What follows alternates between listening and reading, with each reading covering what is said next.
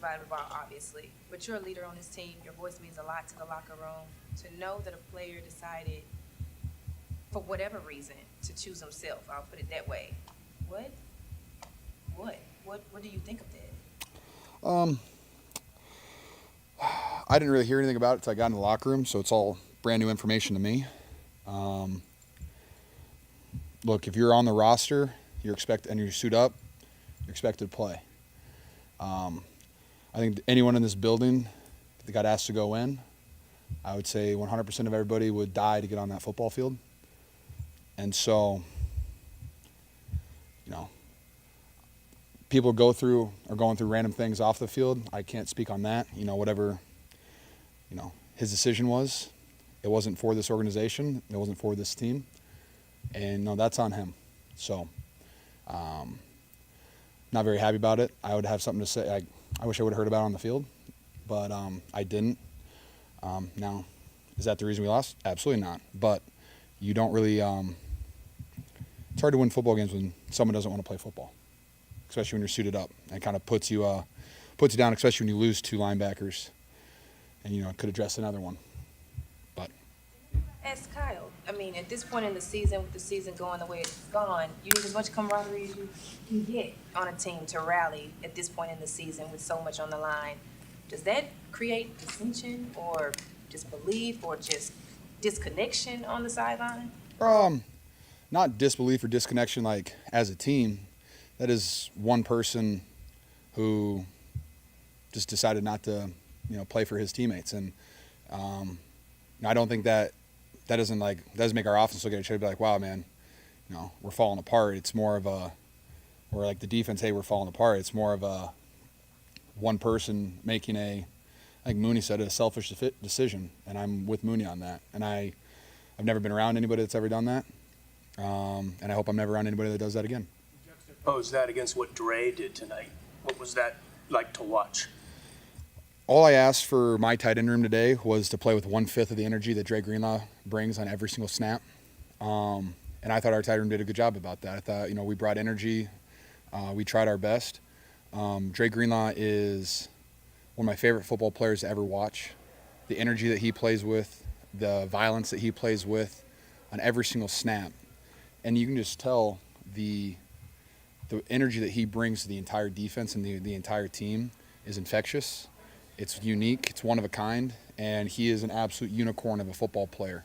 And it was just so fun to see him have the opportunity to play again tonight. Why is it so hard for the offense to find a rhythm and produce tonight?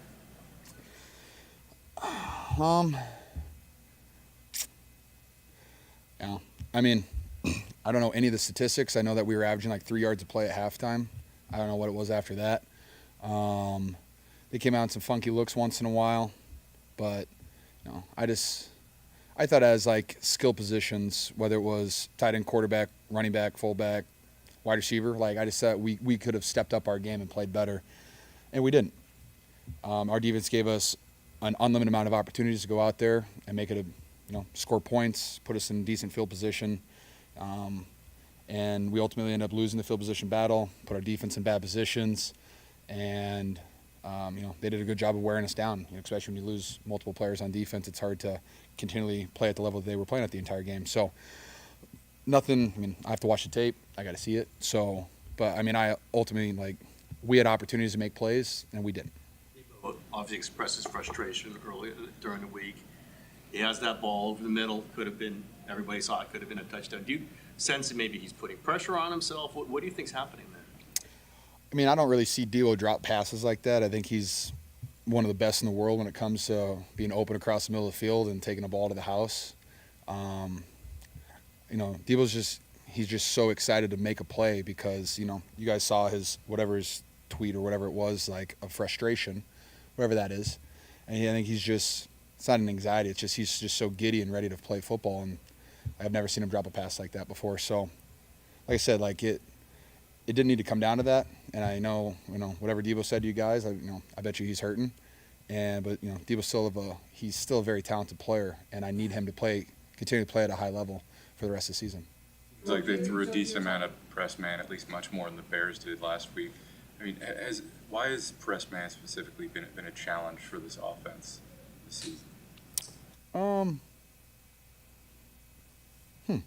a good question. I don't really feel troubled by it. I like press man. I like being physical. I like it when guys are in my face. Teams do a really good job about that. When you play the press man with the lurk stuff, it takes away, they do a good job about taking away your first read. And you rely on your, third and fourth guys to, win these one-on-ones. And when you have a good pass rush, too, it's hard to get to the third and fourth guy. And so I think a lot of teams have been doing a really good job about that, whether it's, some of our favorite concepts are doing a good job of taking away. But, our offense just continually throughout the season, and I've said 100 times, is we have to play better. We have to take advantage of the opportunities that are in front of us, and we did not really do that tonight.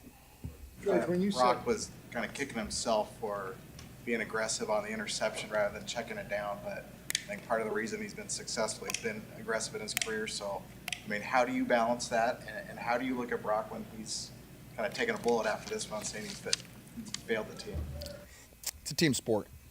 It is. And I know, the quarterback position is highlighted because you're responsible for the football in every situation. I can say that it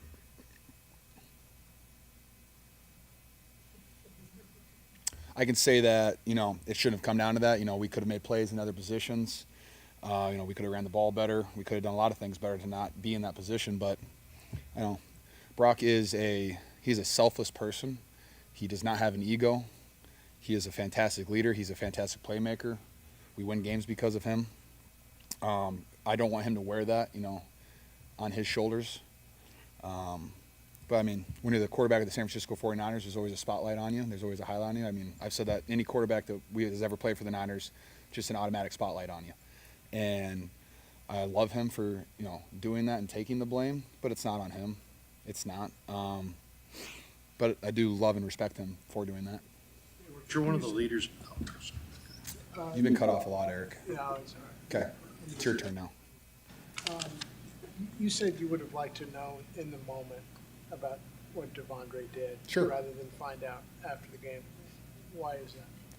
Because I'm a leader on the team, and if that is something that is being a distraction on the sideline, I would love to voice my own opinion in the moment. And now we're past that moment, so it doesn't matter what I wish I could have said or wish I could have done.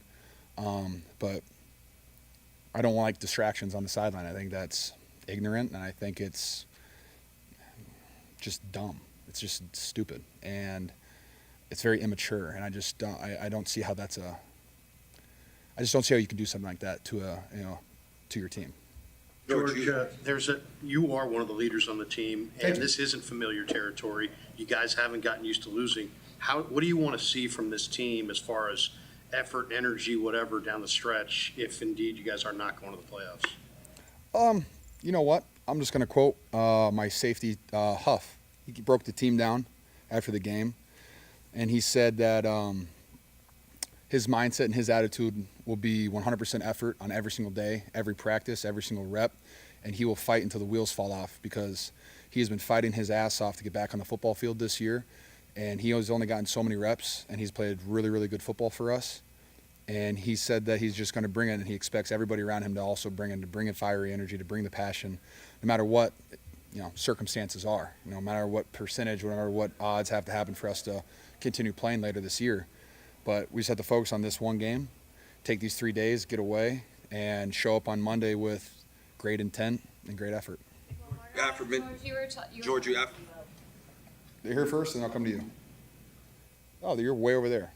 George, you aforementioned what Dre Greenlaw means to the team and what you told the tight end room. What does Dre Greenlaw mean to you, and how does he inspire you?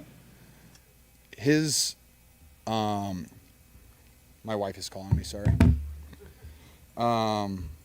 His desire to play football in the most violent way possible, there are not very many people that do that. I don't think there's another person on the roster in the NFL that plays the game that he does.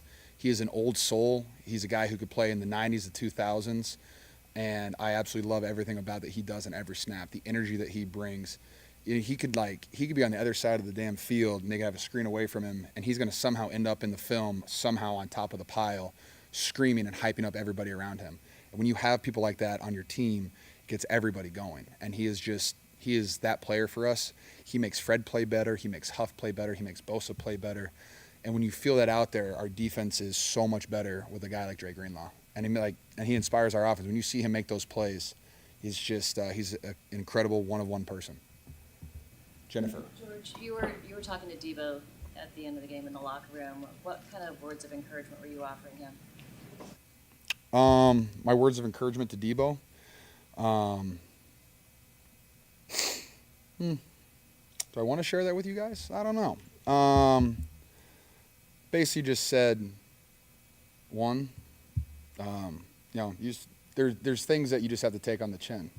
Like, talk to the media, take ownership of whatever you had said before, how you played tonight, take ownership of it, leave it in the past and move on, because there's better days ahead for Deebo. There's plays to be made for Deebo.